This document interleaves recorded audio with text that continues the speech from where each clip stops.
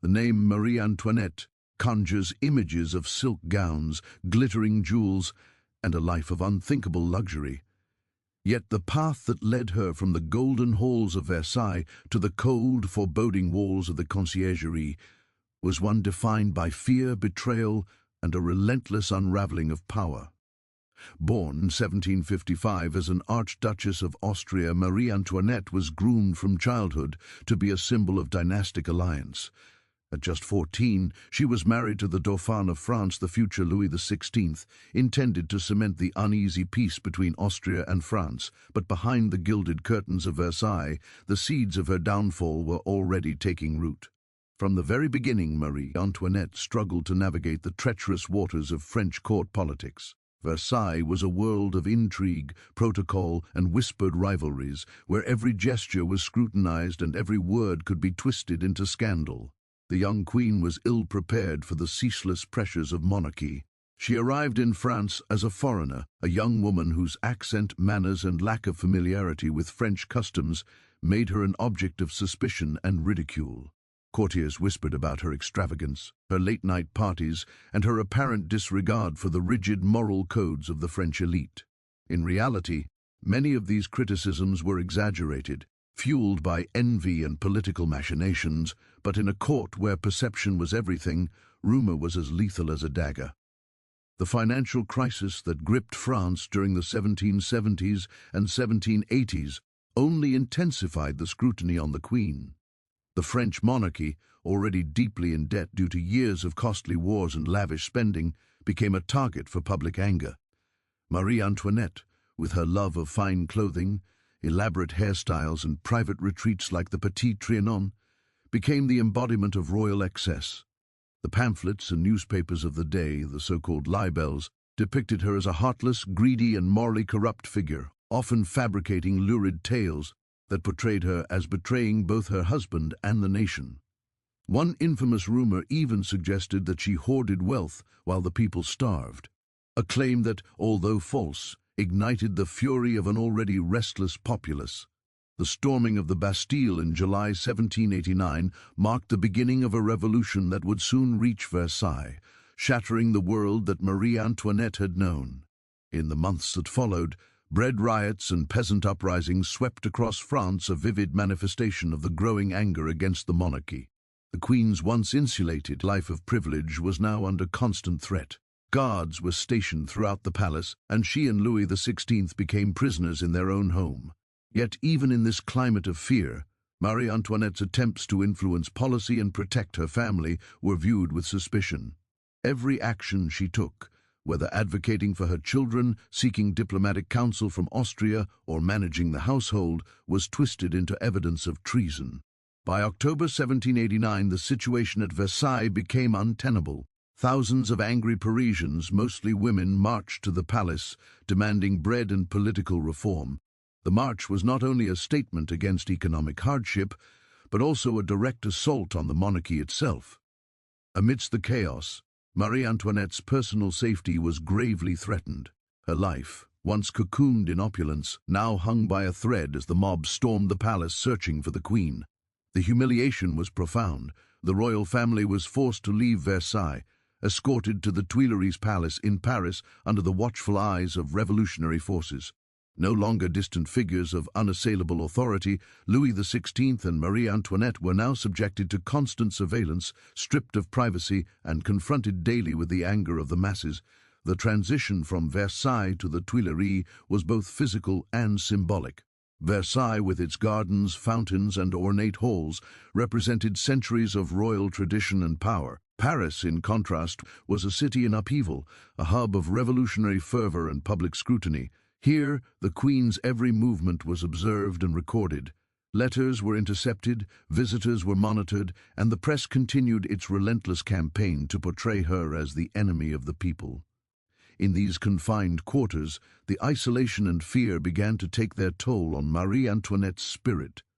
The Queen, who had once held the admiration of Europe's courts, now faced an unrelenting barrage of insult, mistrust, and political maneuvering designed to dismantle her life entirely.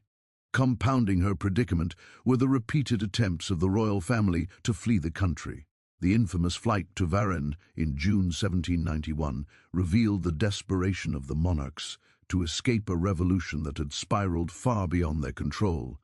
Though their escape was thwarted, the act further inflamed public opinion, cementing the image of Marie Antoinette as a traitor conspiring with foreign powers.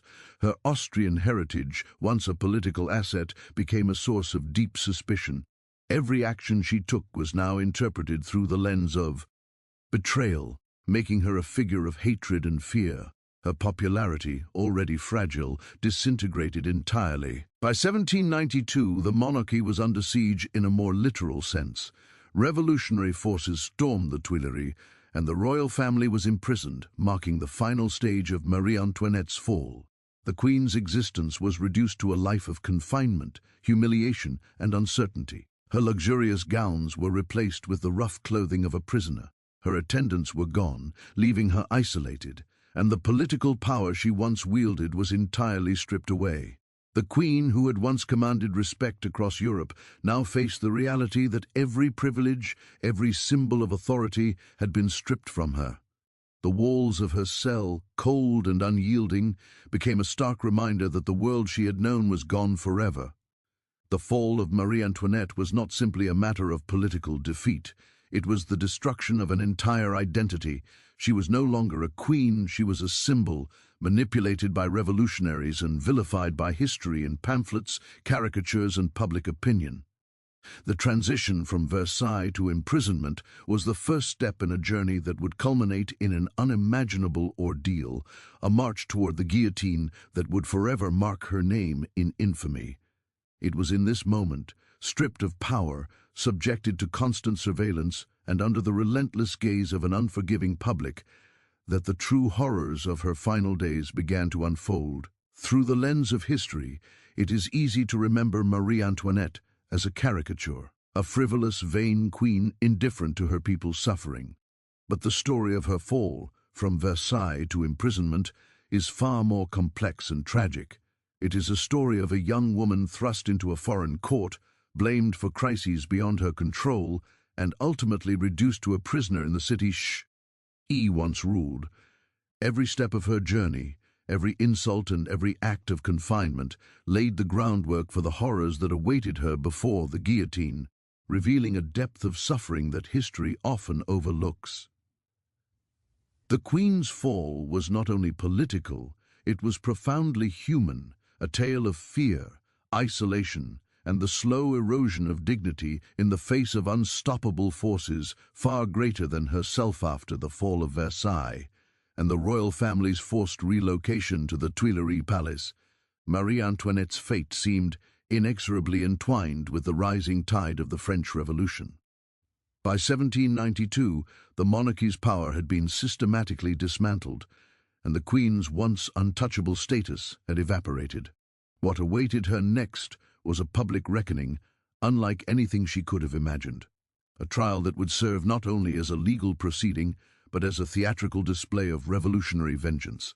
To the people of Paris, Marie Antoinette was no longer a queen. She was a symbol of tyranny, corruption, and betrayal, and the tribunal that would judge her was poised to turn that symbolism into spectacle. The Revolutionary Tribunal, established in March 1793, was designed to expedite the punishment of those deemed enemies of the revolution. Justice, in the traditional sense, was subordinate to politics and public sentiment. From the very beginning, Marie Antoinette's trial was imbued with bias and hysteria. The tribunal's members were driven not by impartiality, but by the desire to demonstrate the revolution's authority, to assert that no one, not even a queen, was above the law. For Marie Antoinette, this meant that her every word, gesture, and past action could be interpreted as evidence of guilt. The trial was less about establishing fact than about confirming the narrative of the Queen as a criminal, a foreign conspirator, and a corrupter of France. The charges brought against her were extensive and lurid, ranging from financial impropriety to high treason. She was accused of conspiring with Austria, her native homeland, to undermine France, of sabotaging the revolution through secret correspondence, and of encouraging her husband, Louis XVI, to resist the people's will. Beyond these political accusations, the Queen was also vilified for her personal morality. Revolutionary propaganda depicted her as a woman who indulged in decadence, seduced ministers and courtiers, and manipulated men to serve her own desires.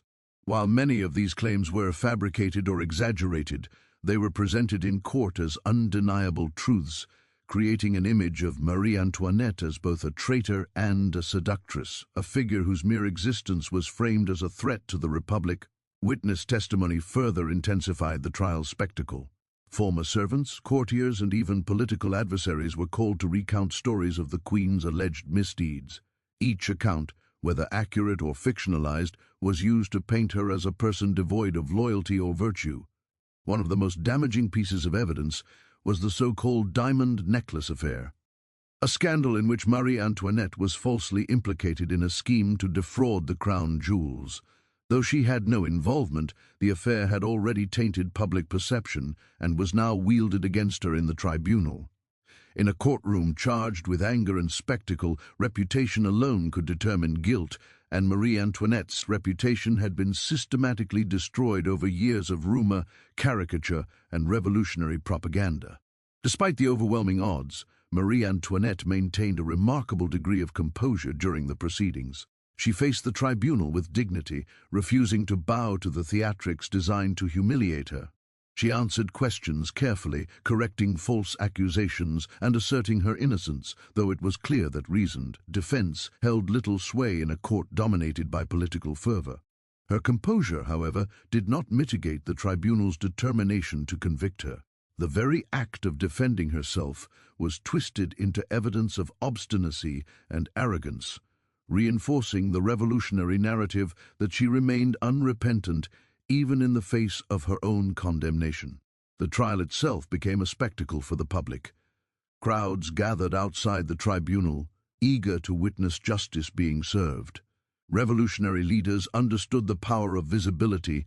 The trial was not only a legal proceeding, but a demonstration of the revolution's moral authority. By putting Marie Antoinette on display, the tribunal sent a clear message that the Ancien Regime had been vanquished and that no person, regardless of rank or birth, could challenge the authority of the people. The Queen, once shielded by privilege, was now exposed to the collective gaze of a nation eager for revenge. Every testimony, every accusation was amplified by the public's thirst for retribution, turning the courtroom into a theater of humiliation and judgment. One of the most harrowing aspects of the trial was the relentless focus on her alleged immorality.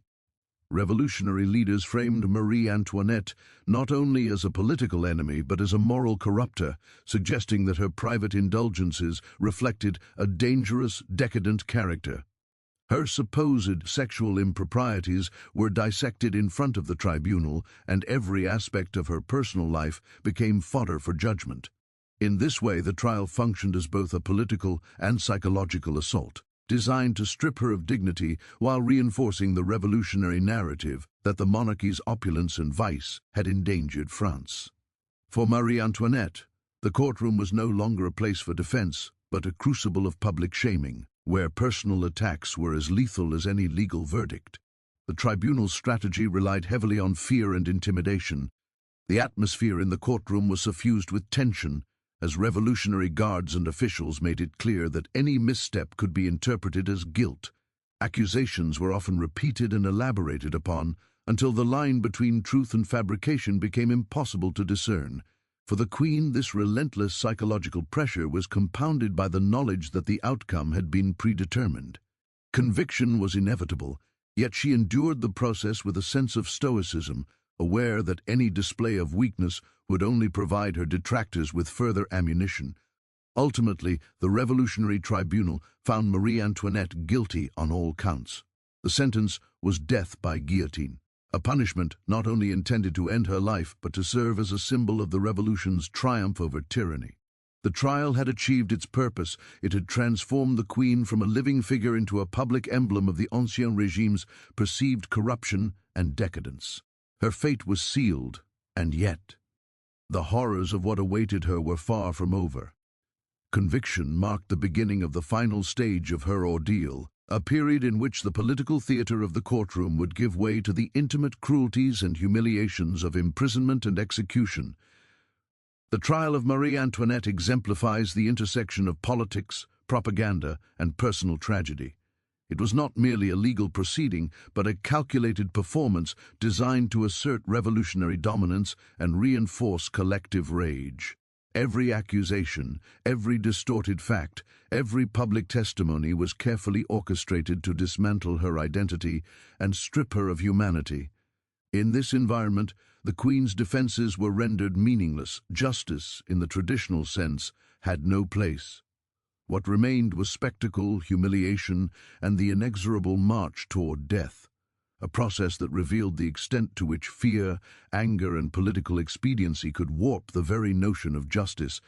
In reflecting upon the trial, one must recognize the complexity of Marie Antoinette's position. She was a foreign-born queen navigating a hostile court, a woman subjected to relentless scrutiny, and a symbol of a regime under siege. The tribunal's actions, while often portrayed as legal necessity, were deeply infused with vengeance and theatricality. They were designed to annihilate not only her political power but also her dignity and reputation, leaving her exposed to a public eager for scapegoats. Through the lens of history, the trial becomes more than an event. It is a chilling study in how revolution can transform law into theater, and how an individual, even a queen, can be consumed by forces far beyond her control. The trial of Marie Antoinette thus stands as a dark prelude to the horrors that awaited her. It demonstrated the revolutionary zeal to punish and humiliate, setting a tone of cruelty and psyche, a logical torment that would define her final days. While the guillotine would deliver the ultimate blow, the tribunal had already achieved a profound victory. It had stripped her of identity, reputation, and agency, reducing her to a figure of public condemnation. In this sense, the trial was not only a legal turning point, but a prelude to the hidden, often untold torments that awaited the Queen before the final act of execution, a torment that history for centuries has only partially revealed. By the autumn of 1793, Marie Antoinette's life had been reduced to a grim, unrecognizable existence. The opulence of Versailles and the Tuileries was now a distant memory, replaced by the cold stone walls of the Conciergerie prison, a place notorious for its harsh conditions and cruel treatment of inmates. Known as the antechamber to the guillotine, the Conciergerie was a prison of terror, where political prisoners awaited execution, and every day became a test of endurance, dignity, and psychological fortitude. For the former Queen of France, the transition from regal luxury to this grim environment was nothing short of shattering. The Conciergerie, located on the Ile de la Cité in the heart of Paris, was not a prison designed for comfort or mercy. Originally part of a royal palace, it had been converted into a place of confinement for those condemned by the revolutionary tribunal. Its corridors echoed with the moans of despairing prisoners, the clanging of heavy doors, and the distant, ominous roar of the guillotine in the Place de la Révolution. Guards patrolled relentlessly, and inmates were kept under strict surveillance. In this environment, even the smallest acts of resistance or defiance could invite punishment, and the psychological toll on prisoners was immense. Marie Antoinette, once accustomed to freedom and ceremonial grandeur, now faced constant monitoring, restriction, and the oppressive presence of death. Upon her arrival, the Queen's accommodations were deliberately austere. She was assigned a small, poorly lit cell, sparsely furnished with a narrow bed, a wooden chair, and a simple table. The cell was damp and cold, with stone walls that seemed to absorb sound and amplify isolation. Unlike other prisoners, who might be allowed some comforts, the guards treated Marie Antoinette with particular harshness, motivated not only by duty but by the intense public hatred that had been cultivated against her. Every aspect of her daily life was regimented. Meals were basic, interactions were limited, and privacy was all but non-existent. Even small luxuries from her past, fine clothing, elaborate coiffures, or a warm bath, were forbidden, replaced with the stark reality of deprivation and humiliation. 1. The most profound challenges Marie Antoinette faced in the Conciergerie was psychological torment. Isolation was compounded by the constant threat of violence and the awareness that the guillotine loomed just beyond the prison walls. Guards and prison officials, aware of the public's appetite for spectacle, subjected her to frequent indignities. She was forced to endure inspections, her personal belongings scrutinized, and even minor infractions were met with scorn or punishment. The Queen's status as a former monarch offered no protection. In fact, it made her a particular target, as revolutionary zeal demanded that symbols of the Ancien regime be stripped of all dignity. Every day was a reminder that the world she had known, the world of power, respect, and privilege, had vanished completely.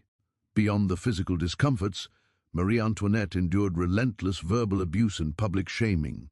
Letters were intercepted, rumors circulated about her alleged conspiracies, and guards often mocked or insulted her. Visitors, when allowed, were monitored, and conversations were restricted.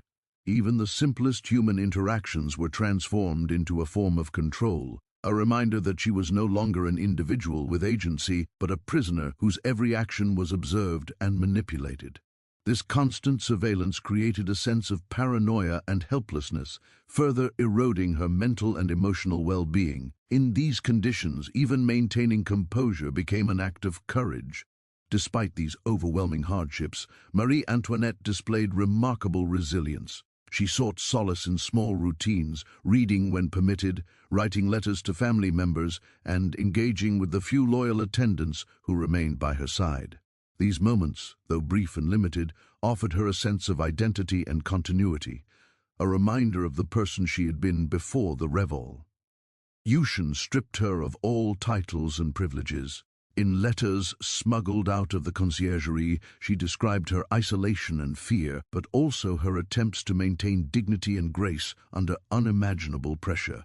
These writings reveal a woman confronting mortality with both vulnerability and courage, aware of the danger but unwilling to surrender entirely to despair. Marie Antoinette also formed a delicate network of relationships within the prison. Fellow inmates included men and women of various social standings, some convicted of political crimes, others of more personal misdeeds.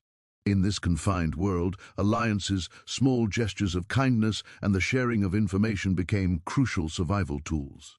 The Queen, despite her own suffering, showed compassion and concern for those around her, offering support where she could and maintaining a sense of humanity in an environment designed to strip it away. These interactions, though limited, underscored her capacity for empathy and moral strength, even in the most dire circumstances. One of the most harrowing aspects of life in the Conciergerie was the constant confrontation with death. Prisoners were brought to the guillotine daily, their fate sealed by the revolutionary tribunal. The sounds of executions, whether the distant thud of the blade or the cries of the condemned, reverberated through the prison corridors. For Marie Antoinette, each day was a grim reminder of her impending fate, a psychological weight that compounded the physical deprivation she endured. The fear was omnipresent, yet she continued to carry herself with dignity, aware that surrendering to despair would only amplify her torment. This awareness of mortality sharpened her resolve, even as it magnified the terror of her situation. The Queen's physical health also deteriorated under these harsh conditions. Limited nutrition, cold and damp surroundings, and the stress of constant surveillance took a toll on her body. She suffered from illness, fatigue, and the natural effects of aging accelerated by stress and deprivation. Medical care was minimal and often administered with indifference, reflecting the broader revolutionary disdain for those associated with the monarchy. Every aspect of life in the Conciergerie, from the discomfort of the cell to the denial of adequate medical attention, was designed to break the spirit of the prisoner, and Marie Antoinette experienced this systemic cruelty firsthand. Yet even in the depths of despair, Marie Antoinette clung to her dignity and her sense of self. She continued to correspond with her remaining allies, sought spiritual guidance, and reflected on her life and the responsibilities she once bore. Her resilience in the face of relentless humiliation became a defining feature of her imprisonment. She endured the physical and psychological torments of the Conciergerie not only for herself, but for the hope of preserving her children's legacy and the memory of a life that had once been defined by grace, authority, and purpose. Her imprisonment became both a crucible of suffering and a testament to her inner strength. The life of Marie Antoinette in the Conciergerie was a stark study in contrasts. The queen, who had once moved through gilded halls and enjoyed the adoration of the court, was now reduced to a state of profound vulnerability. Every day presented new challenges: the cold stone walls, the deprivation, the verbal assaults, and the omnipresent fear of execution. Yet, amid these trials, she demonstrated remarkable fortitude, maintaining composure, exercising compassion, and preserving her humanity. Her imprisonment was more than a period of physical confinement. It was a psychological battleground, a relentless test of dignity and endurance, where the horrors of history and the cruelty of revolution converged. In the end, Marie Antoinette's years at the Conciergerie serve as a haunting reminder of the human capacity for suffering and resilience. The cold walls and oppressive surveillance, the deprivation and humiliation were designed to crush her spirit, yet she endured with courage. The Conciergerie was not only the setting for her physical imprisonment, but also the stage on which the final chapters of her life would unfold, a place where the cruelty of the revolution and the strength of the queen intersected in a tragic and unforgettable story. It was here, in these stone corridors and cold cells, that Marie Antoinette faced the relentless horrors of history, bracing herself for the final, fateful moments that awaited her beyond the prison wall 7, amidst the cold, unforgiving walls of the Conciergerie. Marie Antoinette retained a spark of the woman she had once been, a grace and humanity that refused to be extinguished by imprisonment, humiliation, or the looming shadow of the guillotine. The Queen, once vilified as a symbol of decadence and tyranny, revealed in these final weeks a capacity for compassion, dignity, and moral courage that history often overlooks. While her captors sought to strip her of identity and humanity, Marie Antoinette demonstrated that even in the direst circumstances, moments of kindness and courage could shine through, leaving a legacy far more complex than the caricature painted by revolutionary propaganda. One of the most striking ways she displayed her humanity was through her interactions with fellow prisoners. The Conciergerie was crowded with individuals condemned for a variety of reasons: political conspiracies, crimes of passion, and even minor transgressions that, under revolutionary law, carried lethal consequences. Among these prisoners, Marie Antoinette was both a curiosity and a figure of awe. Despite the danger of associating with her, some prisoners sought her counsel, drawn by the aura of dignity she maintained despite her imprisonment. Rather than exploiting this, the Queen offered compassion and support. She listened attentively to their stories, offered words of comfort, and even tried to mediate conflicts within the prison. Her willingness to empathize with others, despite her own suffering, revealed a deeply human side that contrasted sharply with the public image of a selfish, frivolous queen. Marie Antoinette's attention to her children, even from behind bars, was another profound expression of grace. Though separated from them and aware that her days were numbered, she remained focused on their well-being and future. Letters she wrote, though often heavily censored or smuggled through intermediaries, reveal a mother's enduring love and concern. She offered advice, moral guidance, and reminders of resilience and virtue, seeking to instill strength in her children despite the impossibility of being physically present. Her maternal devotion, unwavering in the face of imminent death, highlighted the personal tragedy of her situation. While politics and public fury consumed her, her heart remained tethered to the innocence of her family, a private and poignant counterpoint to the brutality of her public treatment. Even in the most humiliating circumstances, Marie Antoinette sought to maintain personal dignity. Guards and revolutionary officials went to great lengths to demean her, attempting to reduce her to a symbol of degradation. Her clothing, her hair, and even her posture were scrutinized, with every minor act of human behavior transformed into a supposed affront to the revolution. Yet the Queen consistently resisted these attempts. She dressed as neatly as her circumstances allowed, walked with composure, and refused to respond to verbal insults with anger or despair. In doing so, she reclaimed some measure of agency, demonstrating that dignity was not merely a matter of luxury or position, but of character and moral strength. Each act of composure became an unspoken defiance, a testament to the resilience of the human spirit. Marie Antoinette also demonstrated remarkable moral courage in her willingness to accept responsibility, however selectively, for her position and the perception of her actions. While she maintained innocence regarding accusations of treason and corruption, she acknowledged that her status and the appearance of her conduct could have contributed to public discontent. This nuanced understanding of the weight of perception, combined with an unwavering adherence to truth in the face of falsehoods, reflected a deep self-awareness. She did not seek to deflect entirely, but instead confronted the complexities of her situation with honesty and reflection, revealing a depth of character often lost in historical caricature. Religious faith played a central role in sustaining her humanity during these final weeks. Marie Antoinette, a devout Catholic, turned to prayer and spiritual reflection as both comfort and fortitude. Priests who visited the Conciergerie noted her calm devotion, her willingness to accept spiritual guidance, and her concern for the souls of those around her. Even as her body endured physical deprivation and her mind was tormented by fear, she sought solace in a higher moral order, finding a sense of purpose and inner strength that transcended the cruelty of her captors. Her faith offered not only personal resilience, but also a model of moral courage for those who witnessed her final acts of grace. Acts of generosity and concern for others continued even in the face of impending death. Marie Antoinette was attentive to the needs of her attendants and loyal servants, ensuring they received some measure of comfort and protection from the harshest treatment. She shared what little she had, offered reassurance, and provided guidance on how to navigate the perilous environment of the Conciergerie.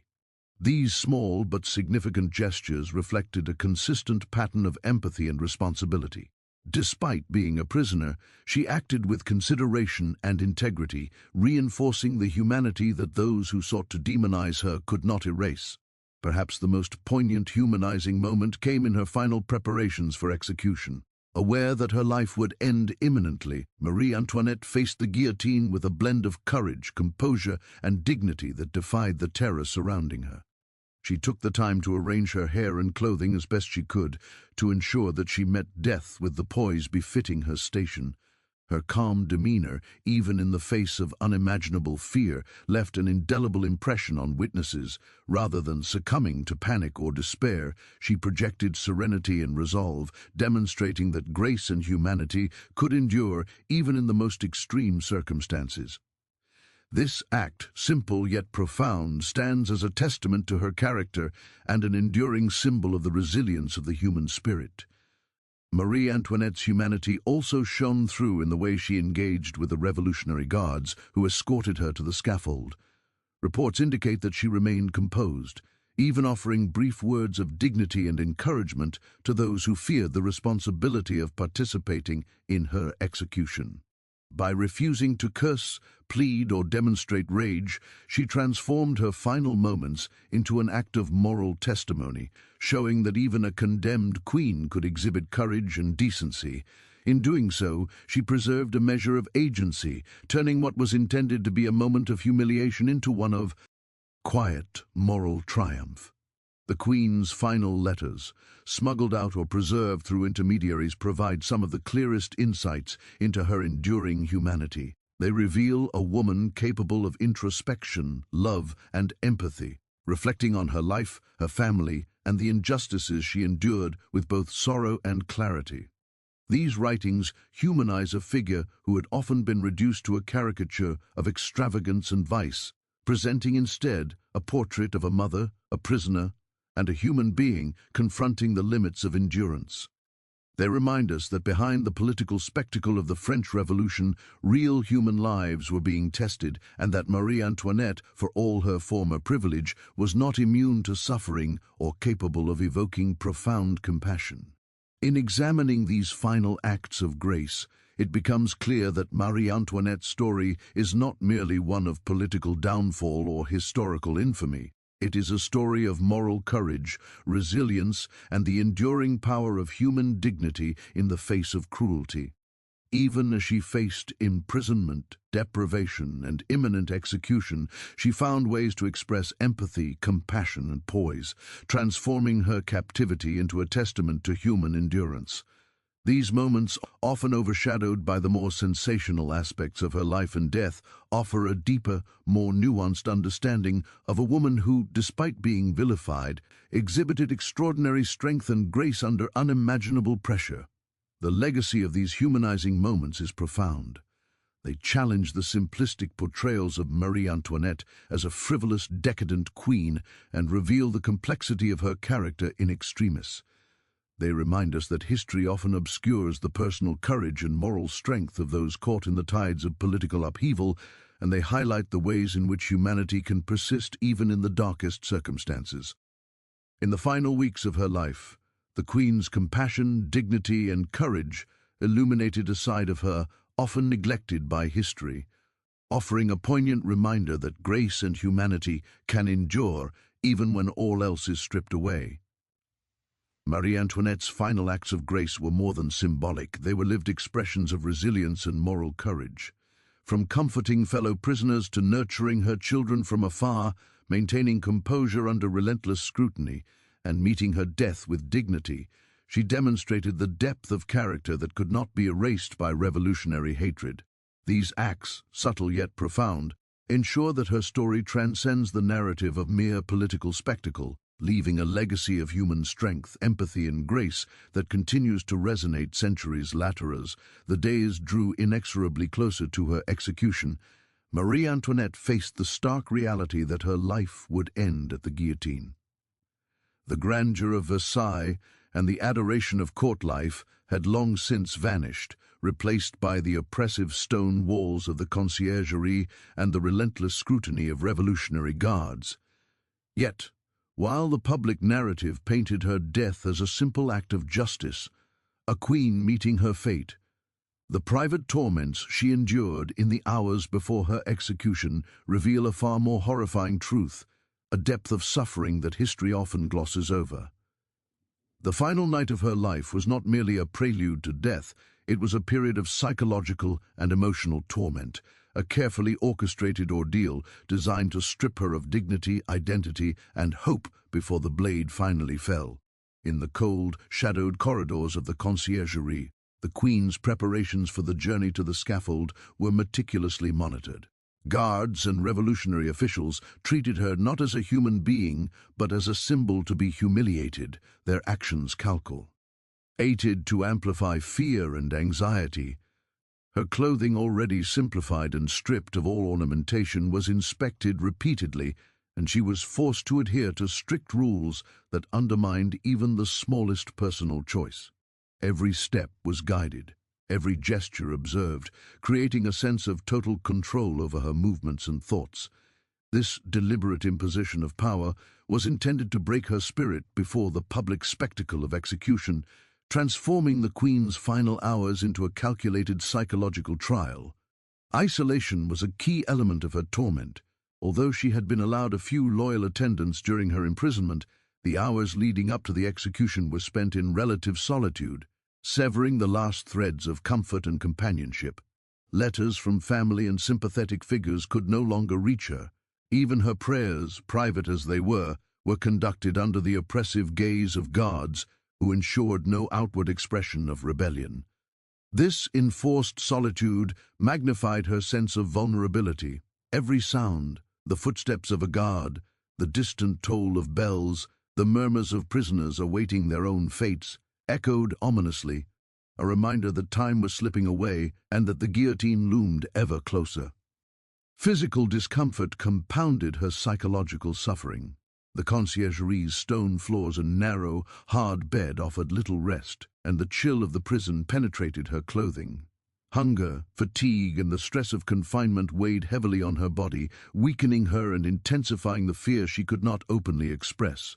Her cell, though sparsely furnished, became a stage for the mind's worst terrors, as shadows danced on the walls and imagined threats mingled with real ones. In these hours, The human body and psyche were subjected to relentless pressure, with deprivation functioning as a tool of torment to prepare her for a public execution designed to terrify and humiliate. The Queen also endured the emotional weight of uncertainty regarding her family. While her children had been placed under the care of others, the fate of her young son and daughter was a constant source of anguish. News of the Revolutionary Tribunal's ongoing trials and executions only heightened her fear for their safety. She wrote letters filled with maternal concern, praying for their protection and reflecting on the cruel injustice of the political forces tearing families apart. In these private moments, she was confronted not only with the imminence of her own death, but with the knowledge that her children's lives would continue under the shadow of fear, trauma, and loss. This dual torment, anticipation of personal death and worry for her children, added a profoundly human dimension to her suffering. Humiliation and indignity were also carefully engineered by her captors. Revolutionary officials understood that the public spectacle of the execution would be more effective if the Queen's spirit had been eroded beforehand. She was subjected to repeated inspections, mocked, and even pressured to acknowledge the moral and political superiority of her captors. These acts, subtle yet cruel, were intended to strip her of composure and reduce her to a figure of shame. Every effort to maintain dignity, every attempt to assert identity and humanity became a struggle against forces bent on dehumanization. In this way, her final hours were a meticulous preparation for the guillotine, designed to amplify the terror, humiliation, and psychological suffering of the condemned. Even the journey from the Conciergerie to the Place de la Révolution was fraught with carefully constructed horrors. Crowds lining the streets, already inflamed by revolutionary rhetoric, awaited the spectacle of her execution. The Queen, aware of the spectacle she would become, faced the terrifying realization that her final moments would be a public display of both vengeance and fear. Guards flanked her, ensuring compliance and suppressing any gesture of defiance, while the jeering populace amplified the psychological intensity of the ordeal. What awaited her was not only physical death, but a performance of degradation, staged to reinforce the revolution's narrative and to satisfy a public eager for the punishment of an icon of the Ancien regime. Despite these horrors, Marie Antoinette retained moments of quiet courage and dignity, a testament to her inner strength. Witnesses report that she maintained composure, walked with measured steps, and spoke to those around her with calm clarity. She acknowledged her attendance and attempted to provide reassurance, demonstrating a remarkable blend of poise and moral fortitude. These actions, though seemingly small, represented a form of resistance to the psychological torment imposed upon her. By preserving dignity and composure, she asserted a measure of agency in circumstances designed to obliterate it, transforming fear and humiliation into an expression of resilience and human strength. The emotional weight of anticipation, however, not be overstated. In the hours before her execution, Marie Antoinette confronted the profound terror of the unknown, the moment when life ends and mortality becomes immediate.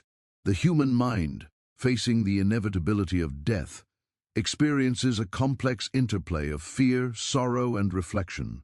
For the Queen, this psychological crucible was intensified by the political and social dimensions of her execution. She was not dying as an anonymous prisoner, she was a symbol, a figure whose death was intended to communicate a message to the entire nation. Every step, every moment was fraught with layers of personal and collective meaning, magnifying the intensity of the final hours in a way that history rarely fully conveys. In these final moments, the Queen also confronted the betrayal and isolation that had defined much of her imprisonment. Friends, allies, and family members were largely powerless, and she faced the end without the protection or support that had once surrounded her. This isolation underscored the ultimate vulnerability of power when confronted by political upheaval and public fury. The psychological torment of anticipating death, coupled with the awareness of abandonment and the spectacle of execution, created an ordeal that went far beyond physical danger. It was a carefully orchestrated destruction of spirit, identity, and human dignity. Marie Antoinette's final acts in the Conciergerie and on the way to the scaffold, however, provide glimpses of remarkable courage and humanity amidst this torment. She took care to maintain personal composure, offered words of reassurance to her attendants, and faced the jeering crowd with dignity. These small but profound gestures transform the narrative from one of complete victimization to a testament of resilience. Even as her captors sought to amplify suffering, she asserted her humanity, leaving a legacy that transcended the cruelty and spectacle imposed upon her. The secret torments she endured before the guillotine, psychological, emotional, and physical, reveal a side of Marie Antoinette that is often obscured in history. While the public narrative emphasizes the execution itself, the preparatory suffering, humiliation, and anticipation of death constitute a significant and harrowing chapter of her final days. These hours and moments, largely invisible to the masses, illuminate the profound depth of human endurance and the ways in which cruelty can be compounded by anticipation, isolation, and systemic dehumanization. In the end, the eve of Marie Antoinette's execution serves as a powerful testament to the complexity of her final experiences. Stripped of power, subjected to humiliation, and forced to confront death with unparalleled scrutiny, she endured psychological and emotional torments that history often neglects to detail. Her ability to maintain dignity, show compassion, and preserve humanity in the face of these horrors is a testament to her strength of character. The Queen's final hours were not only a prelude to physical death, but also a dramatic struggle between the forces of cruelty and the resilience of the human spirit, a struggle that history for centuries has only partially revealed. It is within these secret torments that we see the true depth of her suffering and the true measure of her courage. Marie Antoinette, the vilified queen, faced the darkest extremes of human cruelty, and yet, in her final hours, preserved a dignity and grace that would resonate through the centuries. Her life, reduced to a spectacle for political purposes, reminds us that history is often crueler than its retelling, and that the private suffering of individuals, especially those caught in the machinery of revolution, can be far more horrifying than the public record ever shows.